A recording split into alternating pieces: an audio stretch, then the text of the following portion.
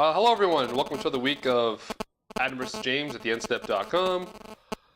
This week, your friendly neighborhood control player is playing red-green aggro. This deck's been doing pretty well, and I had a lot of fun when I played mono red aggro before, my like 2-drop aggro deck, and this is a little similar, but there's a couple of differences, so let's just go through it.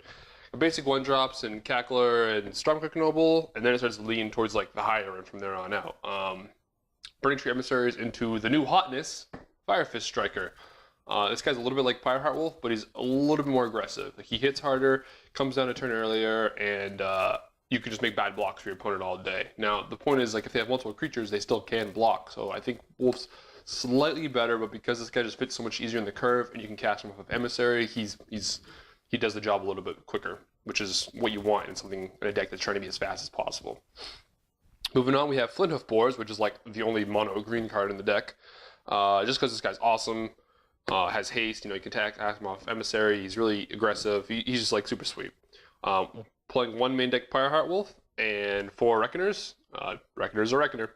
3 Hellriders and 4 Gorkland Rampagers. Now, I don't know how often I'm going to be casting these guys. They're probably just going to be mostly for Blood Rush, which is just as good.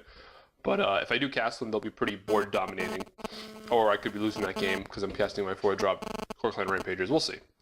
Then moving on to my burn package, I got 4 Searing Spears and 4 main deck Pillar of Flames. Pillar's like really good right now, especially with like all the Voice of Resurgence shenanigans going around. Everyone loves that card, is playing that card. So I'm just going to run some main deck one mana answers. And yeah, everyone's playing Voice because it's like double blocks against mono red decks or Naya Blitz decks, and Pillar of Flame just puts a stop to that crap.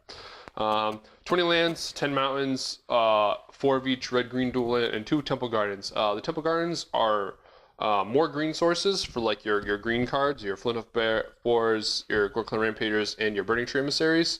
But it's also green sources that can cast like Boros Reckoner or do things with Reckoner. So they're arguably better than mountains because it adds green to the deck without taking away from some of your other cards. So yeah, that's the main deck, and let's take a look at the sideboard. Okay, so here we are with the sideboard for the red-green aggro deck.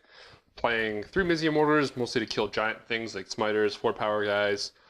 3 Mark of Mutinies. This is my first time playing with something like Mark of Mutiny. I'm going to bring it in against like giant creature decks, obviously. So I'm looking forward to play with it. Helps shore up like Angel Serenity matchups a little bit more. If they like stabilize with one, you can just take it and kill them with it, hopefully. So that should be pretty cool. Volcanic Strengths against other mountain-based decks, like Trickery for any 1-power decks. This card actually seems pretty sweet right now too. And 4 Skull Cracks for lead gain, Thrag Tusks, things like that. I'm still not really crazy about Thrag Tusks just because like Firefist Striker does a lot more better job at negating the life gain.